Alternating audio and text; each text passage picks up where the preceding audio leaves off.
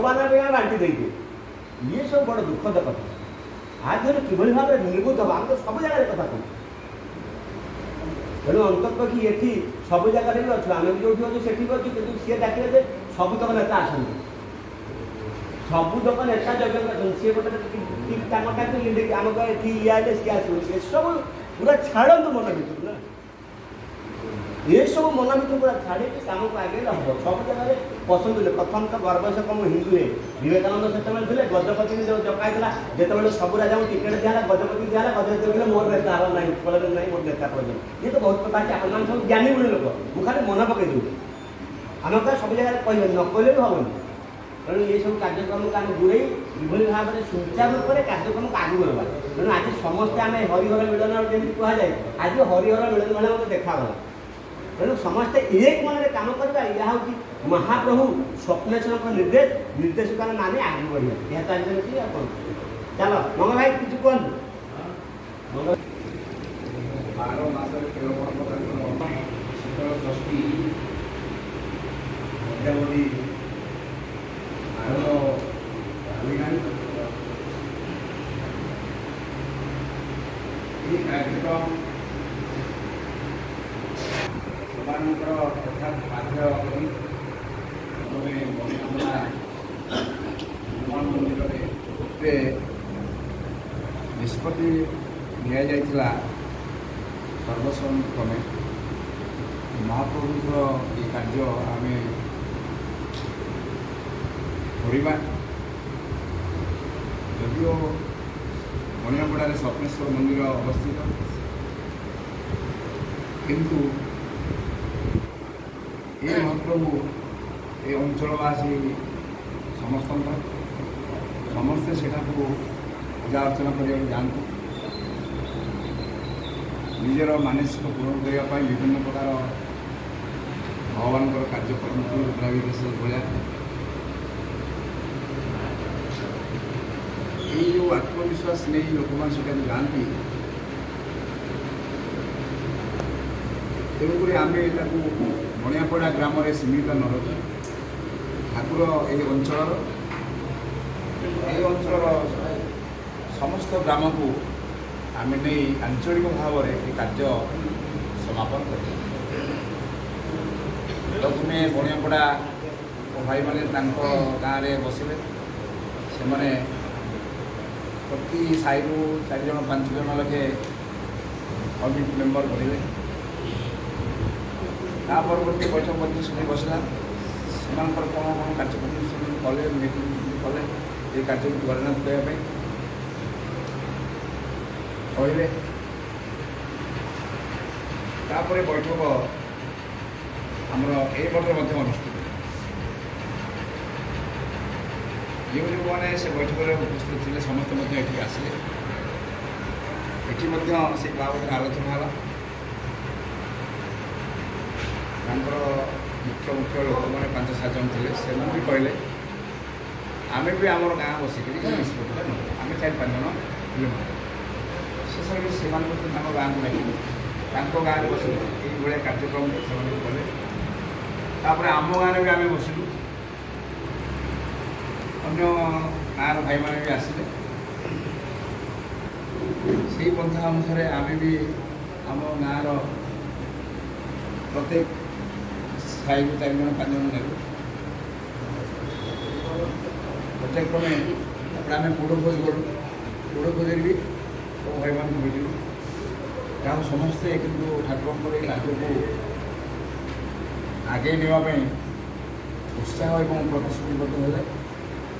ଆସ୍ତେ ଆସ୍ତେ ଗୋଟିଏ ଗାଁ ପରେ ଗୋଟିଏ ଗାଁ, ତାପରେ ଆମେ ଇଲେଜଙ୍ଗ ଗଲୁ, ମୁକୁପଦା ଗଲୁ, ବରପଦା ଗଲୁ, ଆଙ୍କୁର୍ଦା ବାଙ୍ଗଲୋର ଗଲୁ। ଖାଲି ମଠପୁତୁଳା ଅରସା ଆଉ ଦୁଆଳି ବନ୍ଧର ଭାଇମାନେ ବସିକି ଆମର ମଧ୍ୟ ଏଠୁ 4-5 ଖଣ୍ଡ ଗାଁର ଯେଉଁମାନେ 4 ଜଣ 5 ଜଣ ରଖିକି ସମସ୍ତେ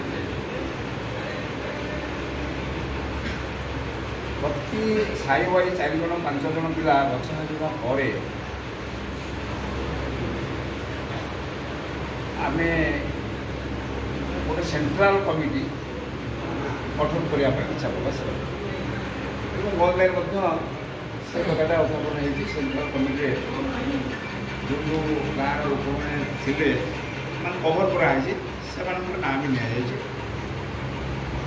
ଆଉ କାଲି ଫାଇନାଲ ଆମର ମଠ ପିଣ୍ଡୁଳାରେ ଯେଉଁ ବୈଠକ ହେଇଥିଲା ସେଥିରେ ମଧ୍ୟ ସେମାନଙ୍କୁ ଆମେ ସେ ବାବଦରେ କହିଥିଲୁ ଯେ ଆପଣମାନେ ମଧ୍ୟ ବି 4 ଜଣ ଲେଖେ 5 ଜଣ ଲେଖେ ଆପଣ ଯାହାକୁ ପଠାଇବେ ସେ ଆମ କମିଟିରେ ରହିବେ। ଏସବୁ କାର୍ଯ୍ୟକୁ ଆଗେଇ ନେବା ପାଇଁ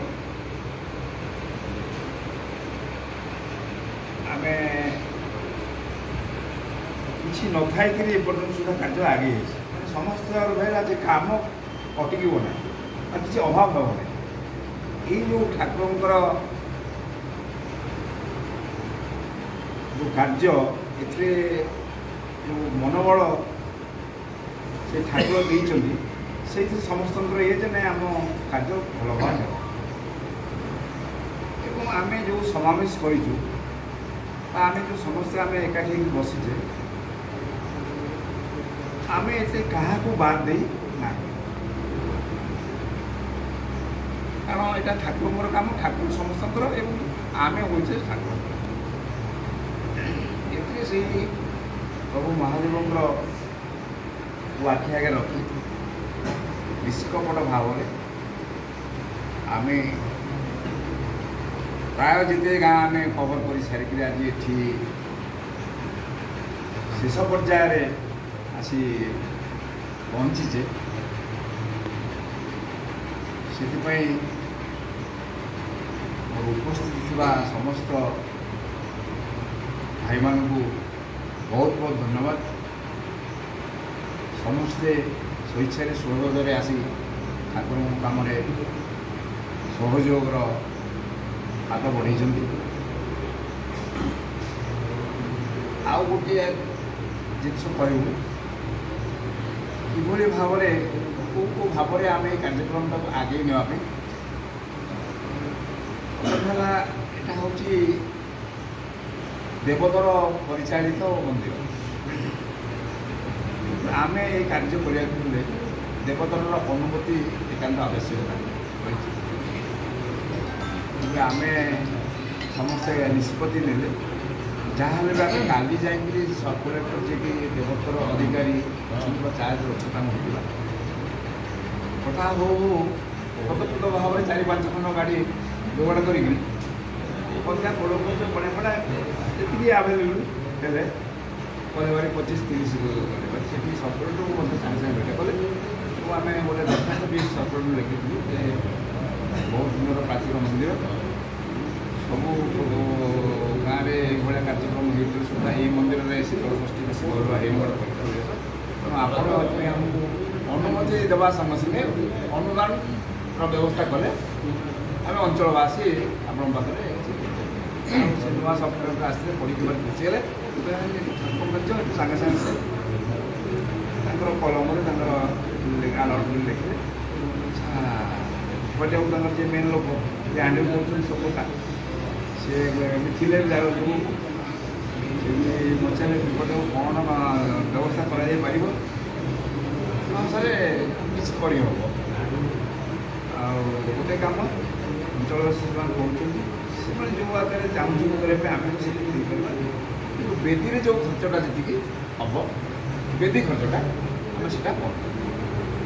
ଆମେ ଗୋଟେ ଲମ୍ସମ ଆମ କହିଲୁ ଗୋଟେ 50,000 ଭଳିଆ ଟିକେ ଦିଅନ୍ତୁ ସେ କହିଛୁ ବେଦୀ ଖର୍ଚ୍ଚଟା ଯାହାହେଲେ ସେ ଦେବେ। ଯେଉଁଟାକି ସବୁଦିନ ପାଇଁ ଗୋଟେ ସରକାରୀ କାଗଜରେ ଅନୁମତି ପ୍ଲସ୍ ଅନୁଦାନର ବ୍ୟବସ୍ଥାଟା ହେଇଗଲା। ତେଣୁକରି ଠାକୁରଙ୍କର ସେ କାର୍ଯ୍ୟ ଆଉ ବନ୍ଦ ହେବ ନାହିଁ। ପୁଣି ଏପଟରେ ଯେତେବେଳେ ଆମେ ବସିଥିଲେ ସେତେବେଳେ ଗୋଟେ ପ୍ରକାର ତାହେଲେ ଅନୁଦାନ କେମିତି କରିବା। ଆମେ ପ୍ରତି ଗାଁକୁ ଯିବା, ଆମେ ନିମନ୍ତ୍ରଣ ପତ୍ର କରିବା ଠାକୁରଙ୍କର ଗୁଆ ଲଗେଇକି ଆମେ ଗୁଆ ନିମନ୍ତ୍ରଣ ଠାକୁରଙ୍କର ସମସ୍ତଙ୍କୁ ଘର ଘରେ ଘର ଘରେ ସବୁ ଘରକୁ କଭର କରିବାକୁ ଗଲେ ସେଥିପାଇଁ ସବୁ ଗାଁର ସବୁ ସାହିର ପିଲାମାନଙ୍କର ବା ଲୋକଙ୍କର ଆବଶ୍ୟକତା ରହିଛି। ସମୟ ସ୍ୱଳ୍ପ ଭିତରେ ଦେଖିଲି ଗୋଟେ ହେଲା ଆଉ ପୁଣି ଆମର ପଟନାକୁ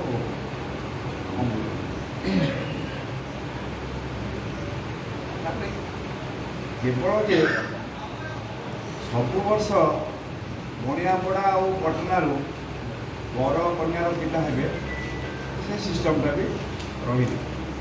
ଏଇଟା ସବୁ ଗାଁକୁ ବ୍ୟାପିବ।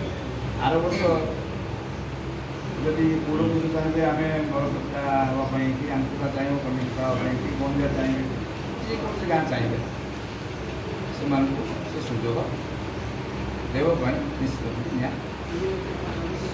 ସରିଛି। ସମସ୍ତଙ୍କ ପାଇଁ ଏଇଟା କରାଯାଏ। ଯେତେବେଳେ ଏକାଧିକ ନାଁ ଆସିବ ସେତେବେଳେ ପୁଣି ଆମେ ବସିକି ନିଷ୍ପତ୍ତି ନେବା ବା ଆଜିଠୁ ଯଦି ଆମେ ନିଷ୍ପତ୍ତି ନେଇଯାଇଥିବା ଯଦି ଗୋଟେ ଗାଁରେ ଦୁଇ ତିନିଟା ଗାଁରେ ଏଇ ବର କନ୍ୟା ପିତା ପାଇଁ ଇଏ ହେବେ ତାହେଲେ ମୁଁ ତ ଆମେ ଲଟେରୀ ସିଷ୍ଟମ୍ କରିଦେଇପାରିବା। ଇଏ ନିଷ୍ପତ୍ତି ଜଣାକୁ କିଏ ନେବେ ନା ସମସ୍ତେ ତେଣୁକରି ଆଜି ପ୍ରାୟ ଆମର ଯେଉଁ କମିଟିଟା ଗଢ଼ା ହେଇଛି ଗାଁ 4 ଜଣ 5 ଜଣ ପ୍ରାୟ ସମସ୍ତେ ଉପସ୍ଥିତ ଅଛନ୍ତି।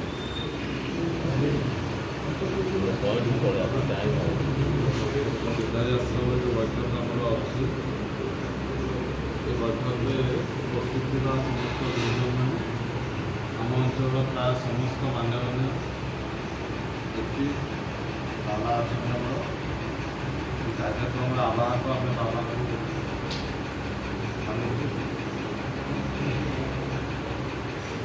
ଯାହା ବାବା କହୁଥିଲେ ତାପରେ ମଙ୍ଗଳବାର କହିଲେ ଆମେ କେଉଁ ଜାଗାରେ ଯାଇଛେ। ବର୍ତ୍ତମାନ ଯେଉଁ କଥା ଯେ ଉପସ୍ଥିତ ଥିବା ପାଖାପାଖି ଆମେ 10ଟା ଗାଁରେ ମିଟିଂ କରିସାରିଛେ। 10ଟା ଗାଁରୁ ପ୍ରାୟ ଏଠି 6-7ଟା ଗାଁ 6ଟା ଗାଁ ପାଖାପାଖି ଉପସ୍ଥିତ ଅଛନ୍ତି। ବଣିଆପଡ଼ା, କଅଁଳିଆ, ପାଟଣା ଆଉ କୋରଖୋଜ, ଇଏ ଦଣ୍ଡେବେରଣୀ, ଅରାଜୁଆ, ମୁଗୁପଦା ଆଉ କେଉଁଠୁ ଅଛନ୍ତି 7ଟା ଗାଁରେ ଆମେ ଉପସ୍ଥିତ ଅଛେ। ବର୍ଷା କାରଣରୁ ବୋଧହୁଏ ଆଜି ଇଲେଜଙ୍ଗ ଗଲା ଆଉ ଆସିପାରୁନାହାନ୍ତି। ଅନ୍ୟାନ୍ୟ ଲୋକ ଦକ୍ଷିଣ ବସିକି କୁହାଯାଇଥିଲା। କଥା ହେଉଛି ଆମେ କରିନୁ ଆମେ ଆଉ ବିସ୍ତୃତ ଆଲୋଚନା ନ କରିକି ଆମେ ଏଜେଣ୍ଡା ୱାଇଜ୍ ଯିବା। କାର୍ଯ୍ୟକ୍ରମ ଚୂଡ଼ାନ୍ତ ହୋଇସାରିଛି ଯେ ଆମେ ନିଶ୍ଚିତ ଭାବେ କାର୍ଯ୍ୟକ୍ରମ ହେବ। କାର୍ଯ୍ୟକ୍ରମର ସ୍ୱରୂପ କ'ଣ ହେବ ତା ବି ଆମକୁ ଜଣାଅଛି। କିନ୍ତୁ ବର୍ତ୍ତମାନ ଆମ ଆଜି ତାରିଖରେ 5 ତାରିଖ, 17 ତାରିଖ ଠାରୁ 19 ତାରିଖ ଏ କାର୍ଯ୍ୟକ୍ରମ ହେବ। 17 ତାରିଖରେ ବିଗ୍ରହ ପ୍ରାଣ ପ୍ରତିଷ୍ଠା ହେବେ ସକାଳେ। ଉପରବଳି ଆମର ଏଠି ମାନେ ମଧ୍ୟାହ୍ନ ଭୋଜନ ପରେ ବନ୍ଦିଆ ମଠରେ ହେବ ନିର୍ବନ୍ଧ କାର୍ଯ୍ୟକ୍ରମ। ଏଇଟା ଧରନ୍ତୁ ବଣିଆପଡ଼ାରୁ ବାହାରିବ 3ଟା ବେଳେ, 4ଟା ପାଖାପାଖି ଆମେ ଗନ୍ଦିଆ ଯେହେତୁ ଚାଲି ଚାଲି ଆମକୁ ଆସିବାକୁ ପଡ଼ିବ 4ଟା ବେଳେ ଆମେ ଗନ୍ଦିଆ ପାଖରେ ପହଞ୍ଚିବା ମଠରେ। ତାପରେ ନିର୍ବନ୍ଧ କାର୍ଯ୍ୟକ୍ରମ ଅଛି। ସେଦିନ ଗନ୍ଦିଆ ମଠରେ ପ୍ରସାଦ ସେବନର ବି ବ୍ୟବସ୍ଥା ଅଛି। ଆମ ଅଞ୍ଚଳରେ ଯେଉଁମାନେ ଆମେ ଏଠି ବସିଛେ ତ ସମସ୍ତେ ରହିବା, ଅନ୍ୟାନ୍ୟ ଲୋକ ବି ସମସ୍ତେ ନିମନ୍ତ୍ରଣ କରିବା, କିନ୍ତୁ ସେଠି ପହଞ୍ଚିବୁ। ଦ୍ୱିତୀୟ କଥା, ତା ପରଦିନ 18 ତାରିଖରେ ବାହାଘର ହେବ, ଦିଅମ ହେବ, ବାହାଘର ହେବ। ସକାଳୁ ପୂଜା ହେବ, ରୁଦ୍ରାଭିଷେକ ହେବ ମନ୍ଦିରରେ। ଯାହା ଯାହା କର୍ମ ବିଧାନ ଅଛି ତାହା ସବୁ ହେବ। ତାପରେ ଆମେ ଠିକ୍ 3ଟା ବେଳକୁ ଟିକେ ଖାଇଲେ ଉଠିଲେ ଆମେ ପ୍ରସେସନ୍ ବାହାର କରିକି ସେଠୁ ଆସିବା। ପ୍ରସେସନ୍ ଆସିଲେ ପ୍ରସେସନ୍ ଯେଉଁ ରୁଟ୍ ସ୍ଥିର ହେବ ଆଜି ସେଇଟା ସ୍ଥିର କରିବା ଆମେ ଏଠି। ଆମେ ସେଇଟାକୁ ଫାଇନାଲ୍ କରିନୁ। ଗୋଟେ ଟେଣ୍ଟାଟିଭ୍ ଗୋଟେ ରୁଟ୍ ଆମେ ଚିନ୍ତା କରିଛୁ, ପ୍ରସ୍ତାବ ଅଛି, କିନ୍ତୁ ଆପଣମାନଙ୍କ ଅନୁମୋଦନ ପରେ ସେଇଟା ଚୂଡ଼ାନ୍ତ ହେବ ସେ ରୁଟ୍ଟା। ତାପରେ ଠାକୁର ଏଠି ଆସିକି ପହଞ୍ଚିଲା ପରେ ଏଠି ବାହାଘର ହେବ ପୂଜାରୀ ଆଶ୍ରମରେ। ବାହାଘର ହେଲେ ଏଇଠି ଆମେ ପାଖାପାଖି 8ଟା ସୁଦ୍ଧା ଏଠି ପହଞ୍ଚିବା ପାଇଁ ଚିନ୍ତା କରିଛୁ। ସେଇଟା ଅଧିକ ହୋଇପାରେ, କିନ୍ତୁ 8ଟାରେ ଆମେ ଧାର୍ଯ୍ୟ କରିଛୁ ଏଠି ପହଞ୍ଚିବା ପାଇଁ। ଏଠି ଭୋଜନର ବ୍ୟବସ୍ଥା ଅଛି। 1,500 ରୁ 2,000 ଲୋକଙ୍କ ପାଇଁ ଭୋଜନର ବ୍ୟବସ୍ଥା ଅଛି ଏଠି ବାହାଘର ଦିନ। ତାପରେ ବାହାଘର ପରଦିନ ଠାକୁର ଯେଦିନ ରାତିରେ ଏଠି ରହିବେ, ସକାଳୁ ଆମର ପୁଣି 12ଟା 1ଟା ବେଳକୁ ଆମେ ବାହାରିବା। ଏବେ ଯେଟା ଆମେ ମଧ୍ୟାହ୍ନ ଭୋଜନ କରିକି ପୁଣି ଆସିକି ଏଠୁ ବାହାରିବା। ତାହେଲେ ସେ ରୁଟ୍ଟା ବି ଆମେ ଯାହା ଚିନ୍ତା କରିଛୁ ମୁଁ ଆପଣଙ୍କ ଆଗରେ ଉପସ୍ଥାପନ କରିବି। ସେ ରୁଟ୍ଟା ବି ଆମେ ସମସ୍ତେ ମିଶିକିରି ଏଠି ଚୂଡ଼ାନ୍ତ କରିବା ଯେ ଏଇଟା ଠିକ୍ ହେବ କି ଭୁଲ ହେବ। ପ୍ରସ୍ତାବ ଅଛି। ଆମେ ମନ୍ଦିର ପହଞ୍ଚିବା। ମନ୍ଦିର ପହଞ୍ଚିଲା ପରେ ମନ୍ଦିରରେ ବନ୍ଦାପନା ଆମ ଗାଁରେ ବୁଲିକିରି ବନ୍ଦାପନା କାର୍ଯ୍ୟକ୍ରମ ହେବ। ତାପରେ ଠାକୁର ଦେଉଳ ଭିତରକୁ ଯିବେ। ଇଏ ହେଉଛି ମାନେ 3 ଦିନର ପ୍ରୋଗ୍ରାମ। ବିସ୍ତୃତ ଭାବରେ ଯଦିଓ ନୁହେଁ, ଭଜନ ଆମ ଲୋକାଲ୍ ଆର୍ଟିଷ୍ଟ ମାନଙ୍କର ଏଠି ଗୋଟେ ଭଜନ ସମାରୋହ କାର୍ଯ୍ୟକ୍ରମ ଅଛି। ଯେହେତୁ ଠାକୁର ରହିବେ କିଛି ସମୟ, 1-2 ଘଣ୍ଟା, ଆମ ଅଞ୍ଚଳର ସମସ୍ତ ସ୍ତ୍ରୀ ଲୋକମାନେ ଆମେ ଆଗ୍ରହ କରୁଛେ ଯେ ସବୁ ସ୍ତ୍ରୀ ଲୋକମାନେ କେମିତି ବନ୍ଦାପନା କରିବେ। ଯେମିତି ନବବିବାହିତ ନବ ଦମ୍ପତି ଘରକୁ ଗୃହ ପ୍ରବେଶ କଲାବେଳେ ଯେମିତି ବନ୍ଦାପନା କାର୍ଯ୍ୟକ୍ରମ ହୁଏ, ସେମିତି ହେବ। ଏହା ହେଉଛି ବିସ୍ତୃତ ଭାବରେ କଥା। କିନ୍ତୁ ବର୍ତ୍ତମାନ କଥା ହେଉଛି ଆମକୁ ଯାହା ନିଷ୍ପତ୍ତି ହେଇଥିଲା ବୈଠକରୁ, ଯେଉଁ 10 ଖଣ୍ଡ ମୌଜା ସହଯୋଗୀ ଗାଁ ହିସାବରେ ଆମେ ସମସ୍ତେ ଏକାଠି ହେଇକି ଏଇଟା ଆଞ୍ଚଳିକ ଶୀତଳ ଷଷ୍ଠୀ ଯାତ୍ରା ଦେଲୁ ନିମନ୍ତ୍ରଣଟା। ଶ୍ରୀ ଶ୍ରୀ ସ୍ୱପ୍ନେଶ୍ୱର ଜୀଉ ମହାଦେବଙ୍କ ବିବାହ ଓ ଶୀତଳ ଷଷ୍ଠୀ ଯାତ୍ରା ମହୋତ୍ସବ 2026 ଦିବ୍ୟ ଆତ୍ମା। ପରମ ଆନନ୍ଦର କଥା ଯେ ଶ୍ରୀ ଶ୍ରୀ ସ୍ୱପ୍ନେଶ୍ୱର ଜୀଉ ମହାଦେବ ବିଜୟ ବଣିଆପଡ଼ାଙ୍କ ବିବାହ ଉତ୍ସବ ଓ ଶୀତଳ ଷଷ୍ଠୀ ଯାତ୍ରା ମହୋତ୍ସବ ମହାସମାରୋହରେ ନିମ୍ନ କାର୍ଯ୍ୟସୂଚୀ ଅନୁସାରେ ବିଧିବିଧାନ ମତେ 17/6/2026 ରୁ 19/6/2026 ଅନୁଷ୍ଠିତ ହେବ। ତେଣୁ ସାଦର ନିମନ୍ତ୍ରଣ। ଉକ୍ତ ଦିବ୍ୟ କାର୍ଯ୍ୟକ୍ରମରେ ଆପଣ ଉପସ୍ଥିତ ରହି ଏହାର ଭବ୍ୟ ରୂପାୟନ ଦିଗରେ ସାହାଯ୍ୟ କରିବା ସହିତ ବିଭୁ ରୂପା ଲାଭ କରିବା ହେବେ। ଦ୍ୱିତୀୟ ଆପଣଙ୍କର ଶ୍ରୀ ଶ୍ରୀ ସ୍ୱପ୍ନେଶ୍ୱର ଜୀଉ ଆଞ୍ଚଳିକ ଶୀତଳ ଷଷ୍ଠୀ ଯାତ୍ରା ମହୋତ୍ସବ କମିଟି, ଘର ପିତା ଅଜିତ ପ୍ରସାଦ ରାଉତ ବଣିଆପଡ଼ା, କନ୍ୟା ପିତା ଅମ୍ବୁଜ କୁମାର ସାହୁ ପାଟଣା। ଯାହା ଯାହା ମୁଁ କହିଲି କାର୍ଯ୍ୟସୂଚୀରେ ସେଇଆ ଅଛି। ସହଯୋଗ ହେଉଛି ବଣିଆପଡ଼ା, ଗଅନ୍ଦିଆ, ପାଟଣା, କୋରୁଅଖୋଜ, ମାନେ ଗଅନ୍ଦିଆ ଆଉ ପାଟଣା, କୋରୁଅଖୋଜ, ଶ୍ରୀରାମଚନ୍ଦ୍ରପୁର, ଦଣ୍ଡେବେରିଣୀ, ଠାକୁରାପାଳ, ଅରାଚୁଆ, ଇଲେଇଜଙ୍ଗ, ମୁଗୁପଦା, ଆଙ୍କୁରୁଦା, ବାଙ୍ଗଲୋ, ମଠ ତେନ୍ତୁଳିଆ, ଦକ୍ଷିଣପଶ୍ଚିମ, ସୁରପ୍ରତାପ, ରାଜକିଶୋରପୁର। ଯେତକ ଗାଁ ଆମର ସହଯୋଗୀ ଗାଁ, ଆମେ ସମସ୍ତେ ମିଶିକି ଆଞ୍ଚଳିକ କାର୍ଯ୍ୟକ୍ରମ ଏଇଟା ହେଉଛି। ଆମର ଲକ୍ଷ୍ୟ ଏ କାର୍ଯ୍ୟକ୍ରମ ଗଣପର୍ବ ଏ ଅଞ୍ଚଳର ହେଉ, ସମସ୍ତଙ୍କ ଭିତରେ ଗୋଟେ ଆଧ୍ୟାତ୍ମିକ ବାତାବରଣ ତିଆରି ହେଉ, ଆମ ଭିତରେ ଭାଇଚାରା ତିଆରି ହେଉ। ଏ ତ ଲକ୍ଷ୍ୟ ଏ କାର୍ଯ୍ୟକ୍ରମର। ଠାକୁରଙ୍କର ବାହାଘର ଅଲରେଡ଼ି ଶିବ ଆଉ ଶକ୍ତି ତ ଅଲଗା ନୁହନ୍ତି, ଆମେ ଖାଲି ତାଙ୍କ ବିବାହ ଉତ୍ସବ ପାଳନ କରୁଛୁ।